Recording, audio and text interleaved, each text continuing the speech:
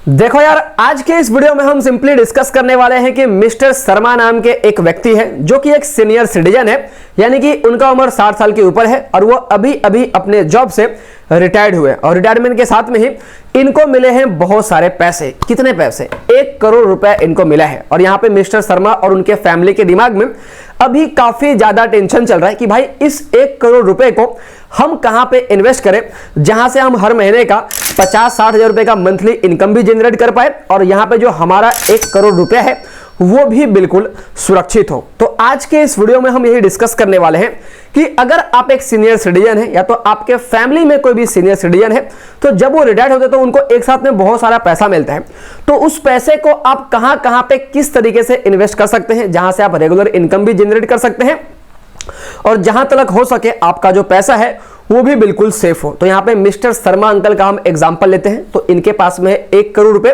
तो इसको किस तरीके से ठिकाने लगाना है? तो सबसे पहला मिस्टर शर्मा अंकल को यह करना चाहिए कि जो भी उनका जो भी कॉर्पस, जो भी 1 करोड़ रुपए है उसका 10% उनको इमरजेंसी पर्पस के लिए साइड में रखना चाहिए। यानी कि 1 करोड़ का 10% होता है 10 लाख रुपया, एंड वो 10 लाख रुपया कभी भी फ्यूचर में जरूरत पड़ सकता है, इन केस ऑफ इमरजेंसी कुछ भी हो सकता है, तो वो 10 लाख रुपया उनको साइड में रखना चाहिए। और मैं यहां पे ये मान के चलता हूं कि आज के टाइम पे सबके पास में 2-2 सेविंग अकाउंट होता है, तो मिस्टर शर्मा अंकल के पास में भी 2 सेविंग अकाउंट होंगे। और यहां पे जो 10 लाख रुपया रखने की बात हो रही है वो कैश तो अपने घर पे रखेंगे ही नहीं, तो यहां पे ये पैसा इनको बैंक में रखना पड़ेगा, जिसमें से जो 10 लाख रुपया मैं रखने की बात कर रहा हूं उसमें से 4 लाख रुपया ये अपने नॉर्मल सेविंग अकाउंट में रखेंगे और बाकी का जो 6 लाख रुपया है वो 6 लाख रुपया बेसिकली ये लिक्विड फंड में इन्वेस्ट करेंगे। Liquid fund basically short term डेब्ट फंड होता है, जहां पे जो आपका पैसा है वो नॉर्मली गवर्नमेंट का जो भी ट्रेजरी बिल होता है, जो भी बॉन्ड वगैरह होता है, जो भी कमर्शियल पेपर वगैरह होते हैं, इसके अंदर इन्वेस्ट वगैरह किया जाता है। यानी कि यहां पे बेसिकली लिक्विड फंड मान लो एक ऐसा फंड है जो कैश ही है, आप कभी भी चाहो तो पैसा विड्रॉ कर सकते हो, कोई प्रॉब्लम नहीं है। मान लो आपके पास में कैश ही पड़ा हुआ है और यहां पे जो आपको इंटरेस्ट रेट बेसिकली मिलता है वो 5 से 6% का मिलता है। तो यहां पे सबसे पहला डिसीजन ये बना कि 1 करोड़ रुपए में से 10% यानी कि 10 लाख रुपए मिस्टर शर्मा अंकल को इमरजेंसी पर्पस के लिए साइड में रखना चाहिए और उस 10 लाख रुपए में से भी 4 लाख रुपया नॉर्मली नॉर्मल सेविंग अकाउंट में और बाकी का जो 6 लाख रुपया है वो उनको नॉर्मली लिक्विड फंड में रखना चाहिए और वो पैसे वो कभी भी विड्रॉ कर सकते हैं, कोई भी प्रॉब्लम नहीं है आपके पास में। बेसिकली आप किस तरीके से लिक्विड फंड में पैसे इन्वेस्ट कर सकते हो, अगर आपको कुछ डाउट है तो आप अपस्टॉक के थ्रू कर सकते हो, जीरोधा ऐप के थ्रू कर सकते हो, एंजल ब्रोकिंग का जो ऐप है उसके थ्रू कर सकते हो। तो डिस्क्रिप्शन में मैं आपको अपस्टॉक का लिंक दे दूंगा क्योंकि पर्सनली मैं भी वही यूज करता हूं, तो उसके थ्रू आप चाहे तो लिक्विड फंड वगैरह में पैसे इन्वेस्ट कर सकते हो। तो यहां पे मिस्टर शर्मा अंकल का जो 1 करोड़ रुपया था उसमें से 10 लाख रुपए ठिकाने लग चुके हैं, जहां पे आपको साल का 30,000 रुपए का ब्याज नॉर्मली हम एक कैलकुलेशन लेके चल रहे मिल जाता है। उसके अलावा यहां पे जो सेकंड स्टेप आता है कि भाई मिस्टर शर्मा अंकल जो है वो एक सीनियर सिटीजन है, तो इनके लिए पोस्ट ऑफिस का एक काफी ही अच्छा स्कीम है जिसका नाम है सीनियर सिटीजन। मैंने कुछ चीजें लिख के रखी है दोस्तों ताकि मैं चीजों को भूल ना जाऊं एंड कोई इंपॉर्टेंट पॉइंट मिस ना कर दूं। तो यहां पे सेकंड पॉइंट में इनके लिए आता है सीनियर सिटीजन सेविंग स्कीम, जो कि अगर इनका उम्र 60 साल के ऊपर है तो डेफिनेटली यहां पे पैसे इन्वेस्ट वगैरह कर सकते हैं, जहां पे मिनिमम 1000 और यहां पे मैक्सिमम ये 30 लाख रुपए तक इन्वेस्ट कर सकते हैं। और यहां पे जो भी करंट इंटरेस्ट चल रहा है वो 8.2% का चल रहा है और यहां पे जो आपको इंटरेस्ट का पैसा है वो हर 3 महीने में मिलता है, लेकिन हम कैलकुलेशन पर्पस के लिए जो भी इंटरेस्ट इनकम है इसको सबसे पहले हम ईयरली मान के चलेंगे एंड लास्ट में हम इसको मंथली के हिसाब से कैलकुलेट करेंगे ताकि आपको एक आइडिया लगे कि आप मंथली कितना इंटरेस्ट इनकम यहां पे जनरेट करते हैं। तो यहां पे मैं मान के चलता हूं कि भाई सीनियर सिटीजन सेविंग स्कीम के अंदर ये 30 लाख रुपए का इन्वेस्टमेंट करेंगे तो 8.2% के ब्याज के हिसाब से इनका जो साल का इंटरेस्ट इनकम बनेगा वो बनेगा 2,46,000 अराउंड के आसपास में, एंड यहां पे जो इनका मंथली इंटरेस्ट इनकम बनेगा वो बनेगा 20,500 के अराउंड में। और मैंने बताया कि इंटरेस्ट इनकम आपको हर 3-3 महीने में मिलता है, लेकिन कैलकुलेशन के लिए हम चीजों को अलग तरीके से लेके चलते हैं। तो यहां पे आप पोस्ट ऑफिस में, बैंक में जाके ये अकाउंट को ओपन कर सकते हैं। तो यहां पे सबसे पहले हमने 10 लाख को साइड किया, फिर हमने 30 लाख रुपया सीनियर सिटीजन सेविंग स्कीम में लगा दिया। उसके बाद यहां पे मिस्टर शर्मा अंकल को जो 9 लाख रुपया है वो पोस्ट ऑफिस का एक स्कीम है जिसका नाम है post office monthly income scheme, वहां पे इन्वेस्ट करना चाहिए, जहां पे अगर आप यहां पे आप मैक्सिमम मिनिमम 1000 रुपया और मैक्सिमम सिंगल अकाउंट में आप 9 लाख रुपए का इन्वेस्टमेंट कर सकते हैं। तो मैं मान के चलता हूं कि यहां पे 9 लाख रुपए का इन्वेस्टमेंट करेंगे जहां पे इनको हर महीने इंटरेस्ट का पैसा मिलता है। तो यहां पे जो करंट अभी इंटरेस्ट रेट चल रहा है वो 7.4% पर एनम का चल रहा है, जहां पे आप 5 साल के लिए पैसे इन्वेस्ट कर सकते हो। तो यहां पे भी आप पैसा इन्वेस्ट करके 5 साल के लिए इंटरेस्ट रेट को आप यहां पे लॉक कर सकते हो। तो यहां पे अगर आप 9 लाख रुपए इन्वेस्ट करोगे और यहां पे आपको 7.4% का ब्याज मिलता है, तो यहां पे जो आपका साल का ब्याज बनेगा वो बनेगा 66,600 रुपीज का, जिसको अगर आप मंथली में कन्वर्ट कन्वर्ट कर देंगे तो 5,550 रुपए का ब्याज आपको हर महीने यहाँ पे मिलता है। लेकिन कैलकुलेशन के लिए हम यहाँ पे ईयरली इंटरेस्ट ही मान के चल रहे हैं ताकि आपको एक बेसिक आइडिया मिल पाए। तो हमने 10 लाख को डिसाइड किया, 30 लाख को भी इन्वेस्ट किया, फिर हमने 9 लाख रुपए भी इन्वेस्ट कर दिया। उसके बाद यहाँ पे जो नेक्स्ट इन्वेस्टमेंट आता है उसका नाम है पोस्ट ऑफिस का फिक्स डिपॉजिट, जिसको आप पोस्ट ऑफिस टाइम डिपॉजिट कहते हैं, जहां पे आप 1 साल, 2 साल, 3 साल और 5 साल के लिए एफडी कर सकते हैं। तो अगर आप पोस्ट ऑफिस में 5 साल का एफडी करेंगे तो यहाँ पे करेंटली 7.5% का इंटरेस्ट चल रहा है, जो कि काफी अच्छा इंटरेस्ट रेट है। तो हम यहाँ पे भी अपने कुछ पैसे इन्वेस्ट करेंगे। तो यहाँ पे मिस्टर शर्मा को 5 लाख रुपए, यानी कि जो भी उनका कॉर्पस है उसका 5% मिस्टर शर्मा 5 लाख रुपया पोस्ट ऑफिस के एफडी में इन्वेस्ट करेंगे। और यहाँ पे भी आप 5 साल के लिए पैसे इन्वेस्ट कर सकते हो। उसके बाद भी आप चाहो तो डेफिनेटली वापस से अगेन इन्वेस्ट कर सकते हो। और यहाँ पे जो आपको इंटरेस्ट मिल रहा है अभी 7.5% का, और यहाँ पे जो इंटरेस्ट का पैसा आपको मिलता है वो हर साल में आपको मिलता है। तो यहाँ पे अगर 5 लाख के ऊपर अगर मैं 7.5% का ब्याज मारता हूं तो यहाँ पे जो आपका साल का इंटरेस्ट बनेगा वो बनेगा 37,500 रुपीज का। उसके बाद यहाँ पे जो नेक्स्ट इन्वेस्टमेंट आता है वो आता है बैंक का फिक्स डिपॉजिट। तो बैंक का फिक्स डिपॉजिट के लिए मैंने आपको पहले बता दिया था कि आज के टाइम पे हर बंदे के पास में 2 सेविंग अकाउंट होता है। और यहाँ पे आपको ये भी पता होना चाहिए कि आपका बैंक में जो भी पैसा होता है अप टू 5 लाख रुपीस पर बैंक आपका सेफ होता है। अगर फ्यूचर में बैंक बंद भी हो जाए, डूब भी जाएगा तो भी, नॉर्मली बैंक नहीं डूबेगा, लेकिन एक अगर गंदा सिचुएशन भी मार के चले तो आपका अप टू 5 लाख रुपया बिल्कुल बैंक में सेफ होता है। तो यहाँ पे आपको एफडी कितने का करना है, तो यहाँ पे आपका 4 लाख रुपया नॉर्मल सेविंग अकाउंट में था और यहाँ पे अभी आप 6 लाख रुपए का एफडी करेंगे। तो 6 लाख का आप एफडी कर सकते हैं, दोनों बैंक में 3-3 लाख रुपए का कर सकते हैं, किसी में 4 और 2 का कर सकते हैं। मतलब अपने हिसाब से आप उस चीज को एडजस्ट कर लेना। और यहाँ पे जो आपको ऑन एवरेज अभी इंटरेस्ट रेट करेंटली मिल सकता है वो 7.5% से 8% का जो इंटरेस्ट रेट है वो आपको मिल सकता है। लेकिन for the purpose of calculation हम जो इंटरेस्ट रेट है उसको 7.5% मान के चलते हैं। तो अगर आप 6 लाख रुपए बैंक के एफडी में भी इन्वेस्ट करोगे तो 7.5% के ब्याज के हिसाब से आपका जो साल का इंटरेस्ट बनेगा वो बनेगा 45,000 रुपीज का। और यहाँ पे आपको बैंक के अंदर भी ऑप्शन मिल जाता है कि आप चाहे तो जो इंटरेस्ट का पैसा है वो आप चाहे तो मंथली ले सकते हैं, क्वार्टरली ले सकते हैं, हाफ ईयरली, या तो आप ईयरली भी चाहे तो इंटरेस्ट का पैसा ले सकते हैं। तो यहाँ पे तकरीबन हमने अपने बहुत सारे पैसे को इन्वेस्ट कर दिया। उसके बाद यहाँ पे जो नेक्स्ट स्कीम आता है उसका नाम है आरबीआई फ्लोटिंग रेटेड बॉन्ड, और ये भी काफी अच्छा इन्वेस्टमेंट स्कीम है। और यहाँ पे जो भी करेंटली इंटरेस्ट रेट चल रहा है वो भी 8.05% का इंटरेस्ट रेट चल रहा है। और यहाँ पे जो आपको इंटरेस्ट रेट मिलता है वो बेसिकली जो नेशनल सेविंग सर्टिफिकेट है उससे 0.35% ज्यादा का मिलता है। और यहाँ पे आप 8 साल के लिए पैसा इन्वेस्ट कर सकते हो। और यहाँ पे आप मिनिमम 1000 रुपए इन्वेस्ट कर सकते हो और मैक्सिमम इन्वेस्टमेंट का कोई भी लिमिट नहीं है। और यहाँ पे जो आपको इंटरेस्ट का पैसा मिलता है वो आपको हर 6 महीने में मिलता है। लेकिन मैंने बताया for the purpose of calculation हम चीजों को ईयरली ही मान के चलेंगे। तो मैं मान के चलता हूं। और यहाँ पे आप किस तरीके से पैसे इन्वेस्ट कर सकते हो, तो यहाँ पे नॉर्मली आप बैंक के थ्रू पैसे वगैरह इन्वेस्ट कर सकते हो। तो यहाँ पे मैं मान के चलता हूं कि आप आरबीआई का जो फ्लोटिंग रेट बॉन्ड है वहां पे भी 5 लाख रुपए का आप इन्वेस्टमेंट करते हो, जहां पे अभी 8.05 का इंटरेस्ट चल रहा है। तो यहाँ पे जो आपका सालाना ब्याज बनेगा वो बनेगा 40,250 रुपए का, जो आपको 6 महीने के कैलकुलेशन के अंदर दिया जाएगा। लेकिन मैंने बताया कैलकुलेशन पर्पस के लिए जो ब्याज है उसको हम सालाना वगैरह मान के चलेंगे। तो यहां तक हमने अपने पैसे को ठिकाने लगा दिए हैं। उसके बाद यहाँ पे नेक्स्ट आता है कि देखो यहाँ पे ये भी कहा जाता है कि आपको आपका जो कुछ पैसा है ना वो गोल्ड के अंदर भी इन्वेस्ट करना चाहिए, क्योंकि जो सोने का भाव है वो भी दिन पे दिन बढ़ते ही जाता है। तो यहाँ पे गोल्ड के इन्वेस्टमेंट के लिए जो सबसे अच्छा इन्वेस्टमेंट ऑप्शन होता है वो होता है सोवरन गोल्ड बॉन्ड, जो कि गवर्नमेंट का ही एक स्कीम है। बेसिकली इस स्कीम के अंदर आपको बेसिकली आप 7 साल 8 साल के लिए यहाँ पे भी आप 8 साल के लिए अपने पैसे को इन्वेस्ट वगैरह कर सकते हो। और 8 साल पूरा होने के बाद में आप आज जो भी पैसे इन्वेस्ट करोगे, मान लो आपने 5 लाख रुपए इन्वेस्ट किया और 5 लाख के बदले में आपको कुछ ग्राम्स ऑफ गोल्ड मिलेंगे, तो 8 साल के बाद में, यानी कि आज से 8 साल के बाद में जो भी उस 5 लाख रुपए के गोल्ड का वैल्यू होगा उतना पैसा आपको मिल जाएगा और उस पैसे के ऊपर कोई भी टैक्स नहीं लगेगा। ये काफी अच्छी बात है। उसके अलावा यहां पे आप जो भी पैसा अभी इन्वेस्ट कर रहे हो उस पैसे के ऊपर आपको साल का 2.5% का ब्याज ही मिलेगा। और ये जो 2.5% का ब्याज है वो बेसिकली साल का 2.5% है, जिसका कैलकुलेशन आपको हर 6 महीने में ब्याज वगैरह दे दिया जाता है। तो यहाँ पे हम ये भी मान के चलते हैं। बेसिकली देखो जो सॉवरेन गोल्ड बॉन्ड है डेफिनेटली थोड़ा सा रिस्की इन्वेस्टमेंट ऑप्शन है, लेकिन आपका जो 1 करोड़ रुपया है उसका 5% आप चाहो तो गोल्ड में भी इन्वेस्ट कर सकते हो, ताकि फ्यूचर में आपको गोल्ड वगैरह की जरूरत पड़ेगी। तो यहाँ पे जो आप पैसा इन्वेस्ट किए होंगे वो आपके मतलब आप 5 लाख आज इन्वेस्ट करोगे तो आज से 8 साल के बाद में जो भी वैल्यू होगा तो हो सकता है उसका जो वैल्यू वो 10 लाख रुपए भी हो जाए, 8 लाख हो जाए। तो इस तरीके से यहाँ पे भी थोड़ा बहुत आपको बेनिफिट देखने मिल जाता है, लेकिन रिस्की इन्वेस्टमेंट है, हो सकता है गोल्ड का वैल्यू कम चले जाए तो आपके इन्वेस्टमेंट का वैल्यू कम भी हो सकता है। तो ये आपके ऊपर है कि आप इन्वेस्टमेंट करना चाहते हैं कि नहीं करना चाहते हैं। तो मैंने बताया सोवरन गोल्ड बॉन्ड भी एक इन्वेस्टमेंट ऑप्शन है जहां पे हम अपने 5 लाख रुपए को इन्वेस्ट करने वाले हैं और उस 5 लाख रुपए के ऊपर आपको 2.5% का ब्याज मिलता है। यानी कि एट द एंड जो गोल्ड का वैल्यू होगा वो तो पैसा मिलेगा, लेकिन गवर्नमेंट यहां पे आपको 2.5% सालाना ब्याज भी देती है। तो 5 लाख के ऊपर अगर मैं 2.5% का ब्याज मारूंगा तो साल का जो मेरा ब्याज बनता है वो बनेगा मेरा 12,500 रुपए, और जो 12,500 रुपए है डिवाइड बाय 2 कर दोगे तो आपको 6 महीने के अंदर इस तरीके से मिल जाता है। तो यहां तक हमने अपने काफी अपने पैसे को इन्वेस्ट वगैरह कर दिया है।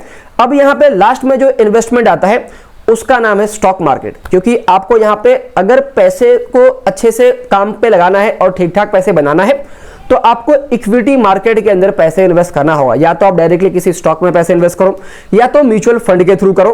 तो नॉर्मली जो सीनियर सिटीजन होते हैं वो नॉर्मली म्यूचुअल फंड वगैरह में पैसे स्टॉक मार्केट में नहीं करते हैं, लेकिन कुछ पोर्शन नॉर्मली कहा जाता है कि भाई जो भी आपका एज है 100 में से आपके एज को माइनस कर दो, उतना पैसा तो आपको इक्विटी में इन्वेस्ट करना चाहिए, लेकिन हम वो सारे चीज को भूल जाते हैं। सिंपली जो भी आपका कॉर्पस है उसका 30% यानी कि 1 करोड़ का जो 30% 30 लाख रुपए है वो हम सिंपली म्यूचुअल फंड के अंदर इन्वेस्ट करने वाले हैं। और यहां पे मैं जो सीनियर सिटीजन्स के लिए क्या एक बेस्ट म्यूचुअल फंड हो सकता है, 2-3 म्यूचुअल फंड यहां पे मैं आपको सजेस्ट वगैरह करने वाला हूं। तो यहां पे हम 30 लाख रुपया म्यूचुअल फंड में भी इन्वेस्ट करेंगे और यहां पे 30 लाख रुपए जो इन्वेस्ट करेंगे उसमें से हम हर महीने 15 हजार रुपए विड्रॉ भी करते जाएंगे, क्योंकि यहां पे हमें मंथली इनकम की भी जरूरत है। तो सिस्टमैटिक विड्रॉल प्लान के थ्रू हम कुछ पैसे विड्रॉ भी करते जाएंगे और इसका किस तरीके से कैलकुलेशन बनेगा इस चीज को समझने के लिए हम सिंपली अभी कंप्यूटर स्क्रीन पे चलते हैं। तो यहां पे जो सबसे पहला म्यूचुअल फंड है जहां पे आप इन्वेस्ट कर सकते हो उसका नाम है ICICI prudential balance average fund. और यहां पे सिंपली कोई भी म्यूचुअल फंड के अंदर आप पैसा इन्वेस्ट करते हो तो यहां पे सिंपली आपको डायरेक्ट प्लान ग्रोथ के अंदर ही पैसा इन्वेस्ट करना चाहिए, क्योंकि वहां पे जो एक्सपेंस रेशियो होता है वो काफी कम होता है। यहां पे देखो जो डायरेक्ट प्लान ग्रोथ का एक्सपेंस रेशियो है वो है 0.91%, और वहीं पे अगर आप रेगुलर म्यूचुअल फंड में इन्वेस्ट करोगे, यानी कि भाई ये जो म्यूचुअल फंड है आईसीआईसीआई प्रूडेंशियल वाला, अगर आप रेगुलर ग्रोथ प्लान में इन्वेस्ट करोगे तो यहां पे जो एक्सपेंस रेशियो होगा वो है 1.3% का। तो आप सिंपली डायरेक्ट प्लान ग्रोथ में पैसा इन्वेस्ट करके जो एक्सपेंस रेशियो है उसको आप कम वगैरह कर सकते हो। और यहां पे अगर मैं रिटर्न्स की बात कर लूं तो देखो पिछले 1 ईयर का जो रिटर्न है वो है 11.73% का, पिछले 2 ईयर के अगर मैं रिटर्न की बात कर लूं तो वो है 10.20% का, और पिछले 5 साल के अगर मैं रिटर्न्स की बात कर लूं तो वो है 11.43% का। तो इस तरीके से ये स्कीम है। इसके अलावा यहाँ पे आप देख सकते हो कि भाई अगर आप 10 साल में अगर आपने इस स्कीम के अंदर पैसा इन्वेस्ट किया होता तो यहाँ पे जो इनका एनुअलाइज रिटर्न है वो है 12.88% का। उसके अलावा यहाँ पे आप देख सकते हैं एसआईपी रिटर्न वगैरह भी आप वीडियो को पॉज वगैरह करके देख सकते हैं। यहाँ पे आपका पैसा किस तरीके से इन्वेस्ट होगा तो यहाँ पे इनका सिंपली कहना यही है कि जो भी आप 100 रुपए इन्वेस्ट करोगे उसमें से 65 रुपीज आपका स्टॉक मार्केट यानी कि इक्विटी में इन्वेस्ट होगा, 23 रुपए आपका डेब्ट में इन्वेस्ट होगा। तो यहाँ पे आपको इक्विटी और डेब्ट दोनों का एक्सपोजर यहाँ पे मिल जाता है। और यहाँ पे इक्विटी के अंदर भी जो ज्यादातर पैसा है वो आपका लार्ज कैप स्टॉक में ही इन्वेस्ट होगा। उसके बाद यहाँ पे आप सिंपली इस स्कीम को इस स्कीम के अगर आपको डिटेल्स के बारे में जानना है तो यहाँ पे सिंपली स्कीम डिटेल्स के ऊपर क्लिक करके बाकी का डिटेल्स यहाँ पे आप ले सकते हैं। तो पहला मैंने जो म्यूचुअल फंड था वो मैंने आपको सजेस्ट कर दिया ICICI prudential balance average fund.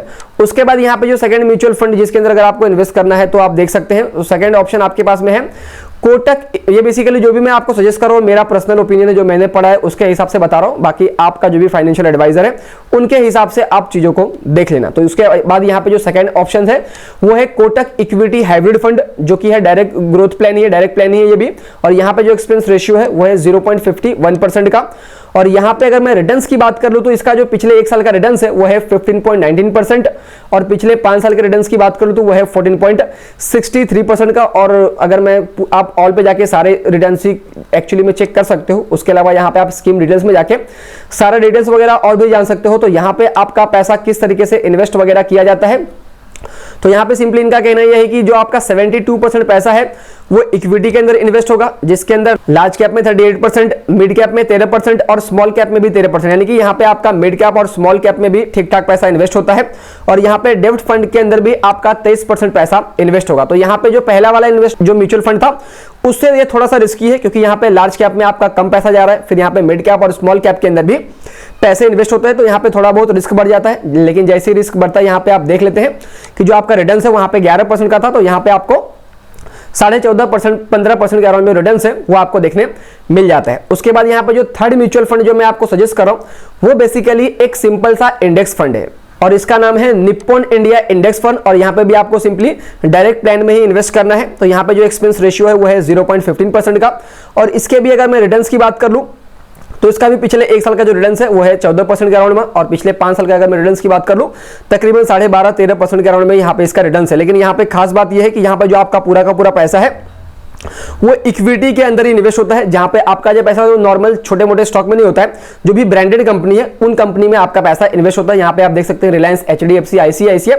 तो इस तरीके से जो भी मैंने आपको बेसिकली प्रेजेंट करो, आप सिंपली गूगल पे जाके खुद से भी सर्च वगैरह कर सकते हैं। अब यहाँ पे मैंने आपको बताया था कि भाई म्यूचुअल फंड में आप जो भी पैसे इन्वेस्ट करोगे, आप यहाँ पे हर महीने 15,000 रुपए विड्रॉ भी कर सकते हो, और किस तरीके से चीजें काम करेगी वो भी मैं यहाँ पे आपको कैलकुलेशन के थ्रू बता देता हूं। तो यहाँ पे मैंने आपको सिंपली सजेस्ट किया था कि आप चाहे तो कोटक इक्विटी हाइब्रिड फंड के अंदर भी पैसा इन्वेस्ट कर सकते हैं। तो यहाँ पे मैं सिंपली कोटक के वेबसाइट पे आ चुका हूं, जहां पे कोटक इक्विटी हाइब्रिड फंड है। तो यहाँ पे बेसिकली मैं 30 लाख रुपए आपने इन्वेस्ट करूंगा, और यहाँ पे मैं 15,000 रुपए जो है वो विड्रॉ भी करूंगा। तो यहाँ पे पास्ट परफॉर्मेंस हम सबसे पहले चेक कर लेते हैं। तो इस फंड के अंदर अगर मैं 30 लाख रुपए इन्वेस्ट करता था 1 जनवरी 2018 को, फिर यहाँ पे मैं हर महीने 15,000 रुपए इस स्कीम से विड्रॉ करता। कब से विड्रॉ करता? तो 1 जनवरी को मैंने पैसे इन्वेस्ट किया, तो आफ्टर 1 मंथ यानी कि 2 फरवरी 2018 से मैं पैसे विड्रॉ करना स्टार्ट कर देता। कब तक विड्रॉ करता? तो आप अपने मर्जी के हिसाब से डेट चूज कर सकते हैं। तो यहाँ पे बेसिकली मैंने 2 अगस्त 2023 रखा, यानी कि तकरीबन 5.5 साल 6 साल में हर महीने 15,000 रुपए विड्रॉ कर रहा हूं। और यहाँ पे सिंपली सबमिट के ऊपर आपको सिंपली क्लिक कर देना है। तो यहाँ पे आपको डेटा देखने मिल जाएगा कि सबसे पहले आपने 30 लाख रुपए इस स्कीम के अंदर इन्वेस्ट किया 1 जनवरी 2018 को, फिर आप 15,000 रुपए यहाँ पे विड्रॉ करें, और यहाँ पे जो आपके स्कीम का वैल्यू है, आपके जो इन्वेस्टमेंट का वैल्यू है वो कितना होते जा रहा है वो यहाँ पे आप देख सकते हैं। एट द एंड अगर मैं बात कर लूं आफ्टर बहुत साल तक पैसा विड्रॉ करने के बाद में 2 अगस्त 2023 को भी मैंने पैसे विड्रॉ किया, तो उसके बाद जो मेरी इन्वेस्टमेंट की वैल्यू हो जाएगी वो हो जाएगी 43,13,222 रुपीस। मैंने क्या किया, 30 लाख रुपए सिंपली एक बार में मैंने इस म्यूचुअल फंड के अंदर डाल दिए, फिर मैं हर महीने 15,000 रुपए विड्रॉ कर रहा हूं, और एट द एंड ऑफ 5.5 साल 6 साल मेरे जो इन्वेस्टमेंट का वैल्यू है वो बन रहा है 43,13,222। आप चाहे तो 8 साल 9 साल जितने साल तक भी आप चाहे तो 15,000 या तो 10,000 हजार रुपए आप अपने हिसाब से विड्रॉ कर सकते हैं। लेकिन यहाँ पे आपको एक चीज का ध्यान ये रखना है कि अगर आप म्यूचुअल फंड वगैरह में डायरेक्टली पैसे लमसम में एक साथ में डालते हैं तो आपने अपने फाइनेंशियल जो एडवाइजर है उनका हेल्प आपको जरूर लेना चाहिए। और यहाँ पे आपको कोशिश ये करना चाहिए कि जितना भी पैसा आपने वन शॉट में इन्वेस्ट किया है उसका आप 5 से 6% ही हर महीने विड्रॉ करें। अगर आप उसे ज्यादा करेंगे तो यहां पे आपको नेगेटिव फ्लो वगैरह भी देखने मिल सकता है। और इंपॉर्टेंट बात यह है कि फाइनेंशियल एडवाइजर का हेल्प लेना काफी जरूरी है। तो यहां पे मैंने आपको सिंपली बताया कि भाई मैंने 30 लाख इन्वेस्ट किए, हर महीने 15,000 विड्रॉ भी कर रहा हूं, और एट द एंड ऑफ 5.5 साल 6 साल मेरे हाथ में 40 लाख रुपए बच भी रहे। उसके अलावा मैंने आपको एक और प्लान सजेस्ट किया था, वो था ICICI prudential balance average fund. तो मैं यहां पे सिंपली गूगल पे सर्च किया कि भाई एसडब्ल्यूपी कैलकुलेटर, और यहां पे मुझे एसडब्ल्यूपी कैलकुलेटर भी दिख गया, और मैंने यहां पे जो आईसीआईसीआई प्रूडेंशियल का प्लान है ये प्लान डाल दिया। और यहां पे मैंने सिंपली लिख दिया कि भाई मैं 30 लाख रुपए इन्वेस्ट कर रहा हूं 1 जनवरी 2018 को, हर महीने मुझे 15,000 रुपए विड्रॉ करना है। और यहां पे कब से विड्रॉ करना है, तो 2 फरवरी 2018 से कब तक करना है, तो 2023 तक विड्रॉ करना है। और यहां पे मैंने सिंपली सबमिट वगैरह के ऊपर क्लिक कर दिया। और यहां पे जो इस फंड का जो इंटरेस्ट रेट था, जो रिटर्न्स था, वो बेसिकली 11-12% के अराउंड में ही था। तो इसके हिसाब से आप देख सकते हैं कि मैंने 30 लाख रुपए का इन्वेस्टमेंट किया था, फिर यहां पे मैंने 15,000 विड्रॉ किया, तो मेरा नेट इनकम आप देख सकते हैं, फिर यहां पे मेरा कैपिटल गेन और लॉस भी देख सकते हैं, और मेरे इन्वेस्टमेंट का क्या करंट वैल्यू है वो भी आप यहां पे देख सकते हैं। तो एट द एंड ऑफ 5.5 साल 6 साल मेरे जो इन्वेस्टमेंट का वैल्यू है वो बन जाता है 38,49,000 के अराउंड में। तो मैंने सिंपली क्या किया था कि भाई 30 लाख रुपए वन शॉट में मैंने किसी एक म्यूचुअल फंड में डाल दिए, फिर एसडब्ल्यू प्लान के थ्रू मैं हर महीने पैसे विड्रॉ भी कर रहा था, और यहां पे एट द एंड मेरे पास में 38-40 लाख रुपए के अराउंड में बनता है। और मैं यहां पे आपको फिर से कह रहा हूं कि जो भी आप लमसम में पैसा इन्वेस्ट करते हैं उसका 6% से ज्यादा तो आपको हर महीने विड्रॉ नहीं करना चाहिए, अदरवाइज आपको लॉन्ग टर्म में नुकसान वगैरह यहां पे हो सकता है। तो देखो यहां तक की स्टोरी ये थी कि मिस्टर शर्मा अंकल के पास में 1 करोड़ रुपए थे, जिसका उन्होंने 10% यानी कि 10 लाख रुपए में से 4 लाख रुपए उन्होंने कैश रखा, और बाकी का जो 6 लाख रुपए है वो उन्होंने लिक्विड फंड में इन्वेस्ट किया, जहां से उनको हर साल 30,000 रुपए का इंटरेस्ट इनकम का बेनिफिट होता है। उसके अलावा यहाँ पे 30% यानी कि 30 लाख रुपया इन्होंने सीनियर सिटीजन सेविंग स्कीम में इन्वेस्ट किया, जहां से इनको हर साल 2,46,000 रुपीज का इंटरेस्ट इनकम मिलता है। फिर यहाँ पे कुछ पैसा इन्होंने post office monthly income scheme के अंदर, कुछ पैसा पोस्ट ऑफिस के टाइम डिपॉजिट में, कुछ पैसा बैंक के एफडी में, कुछ पैसा आरबीआई के फ्लोटिंग रेटेड बॉन्ड में, फिर कुछ पैसा सॉवरेन गोल्ड बॉन्ड में, और यहाँ पे 30 लाख रुपए इन्होंने म्यूचुअल फंड वगैरह में भी इन्वेस्ट किया। और यहाँ पे जो इनका ईयरली इनकम है वो आपके सामने में सिंपली यहाँ पे दिख रहा है, आप वीडियो को पॉज करके देख लेना। तो यहाँ पे अगर मैं इनके सारे इनकम को जोड़ दूं तो टोटल यहाँ पे जो इनका ईयरली इनकम बनता है वो बनता है 6,57,850 रुपीज, और इसको ही मैं सिंपली डिवाइड बाय 12 कर दूंगा।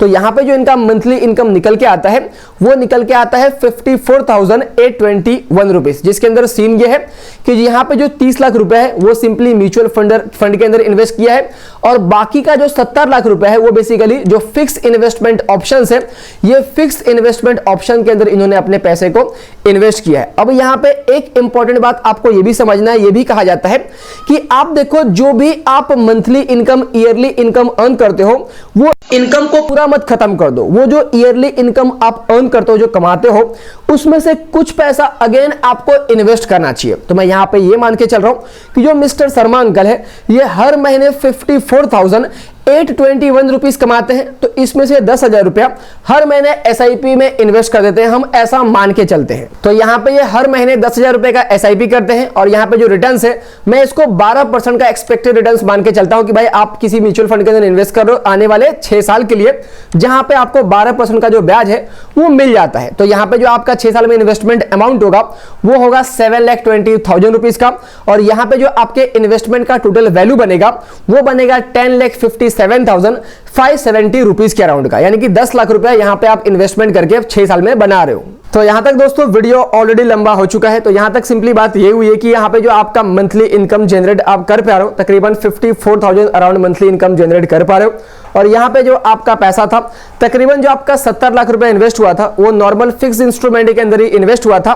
तो एट द एंड ऑफ 7 साल 6 साल के बाद में जब भी आपका स्कीम मैच्योर होगा आपके पास में वो 70 लाख रुपए होंगे, और यहाँ पे जो आपने सोवरेन गोल्ड में पैसे इन्वेस्ट किए थे हो सकता है कि 5 से 6 साल के बाद में जब भी 8 साल के बाद में मैच्योर होगा तो आपका पैसा वहां पे डबल भी हो सकता है, लेकिन हो सकता है डबल ना भी हो, बट जो गोल्ड है उसकी वैल्यू तो बढ़ती होती है। तो इसके हिसाब से आपका जो 5 लाख रुपए है वो 8 लाख 10 लाख भी हो सकता है, लेकिन हम चीजों को कुछ नहीं मान के चल रहे, हम मान के चले कि जो हमारा 5 लाख रुपए है वो नॉर्मल 5 लाख रुपए ही होगा। तो हमने जो भी 70 लाख रुपए फिक्स इंस्ट्रूमेंट में इन्वेस्ट किया था वो हमारे पास में 70 लाख रुपए पड़े हैं। उसके अलावा हमने 30 लाख रुपए म्यूचुअल फंड में इन्वेस्ट किए थे, और यहाँ पे हम 15,000 रुपए विड्रॉ भी कर रहे थे, और एट द एंड ऑफ 5.5 साल 6 साल के बाद में हमारा जो वो इन्वेस्टमेंट का वैल्यू बन गया था, हमें 11-12% के अराउंड का जो रिटर्न है वो मिल रहा था, तो उसका जो वैल्यू था वो तकरीबन 38 से 40 लाख रुपया बन चुका था। तो वहां पे म्यूचुअल फंड के अंदर जो eight the end of 6 year आपके म्यूचुअल फंड की वैल्यू बन रही थी, मैं उसको 40 लाख रुपए मान के चलता हूं। तो 70 लाख रुपया आपके पास में स्कीम मैच्योर होकर, नॉर्मली फिक्स इंस्ट्रूमेंट था, इंटरेस्ट मिल रहा था, तो स्कीम मैच्योर होकर 70 लाख रुपया वो आ जाएंगे, प्लस 40 लाख रुपए म्यूचुअल फंड के, तो आपके पास में 1,10,00,000 रुपए है। उसके अलावा आपका जो भी मंथली इनकम 54,000 का था उसमें से आप 10,000 रुपए का एसआईपी भी कर रहे थे for a period of 6 year. तो at the end of 6 year आपके जो एसआईपी का वैल्यू बन गया था वो बन गया था 10 लाख रुपया। तो 1,10,00,000 इस तरीके से आपका हो गया था 70 प्लस 40 म्यूचुअल फंड का, तो 1,10,00,000 रुपया, प्लस यहाँ पे एसआईपी के थ्रू भी आपने 10 लाख रुपए का जो वेल्थ है वो क्रिएट किया था।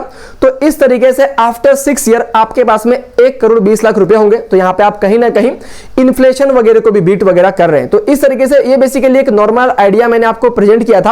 आप अपने हिसाब से ही चीजों को देख सकते हैं कि भाई आप म्यूचुअल फंड में नॉर्मली आपको 30% इन्वेस्ट करना चाहिए। मैं 15,000 रुपए हर महीने विड्रॉ कर रहा था, आप चाहिए तो 10,000 रुपए विड्रॉ कर सकते हैं, क्योंकि जो भी आप 30% इन्वेस्ट करोगे कम से कम आपको साल का 6% या तो उससे कम ही विड्रॉ वगैरह करना चाहिए। तो आप अपने हिसाब से एडजस्टमेंट वगैरह कर सकते हैं। उसके अलावा यहाँ पे एक और इंपॉर्टेंट बात यह थी कि मैंने जो भी यहाँ पे हमने डिस्कस किया इंटरेस्ट वगैरह जो भी स्कीम को, वहां पे मैंने टैक्स के कैलकुलेशन को कंसीडर नहीं किया, क्योंकि यहाँ पे आप जो भी इंटरेस्ट इनकम अर्न करते हो वहां पे कहीं ना कहीं टैक्स वगैरह भी लगता है। तो उसको मैंने इग्नोर कर दिया ताकि वीडियो और जो भी कैलकुलेशन है वो और भी कॉम्प्लिकेशन ना हो जाए और वीडियो काफी लंबा ना हो जाए। तो उस चीज का भी आपको ध्यान रखना चाहिए।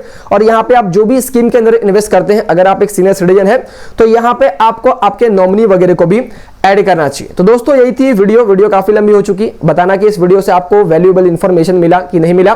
तो अगर आपको वीडियो अच्छी लगी तो वीडियो को जरूर लाइक करना, चैनल को सब्सक्राइब करना और इस वीडियो को जिनको भी जरूरत है उनके साथ में शेयर करना। और अगर आपका कोई भी डाउट है तो भी नीचे कमेंट करके जरूर बताना। जय हिंद दोस्तों।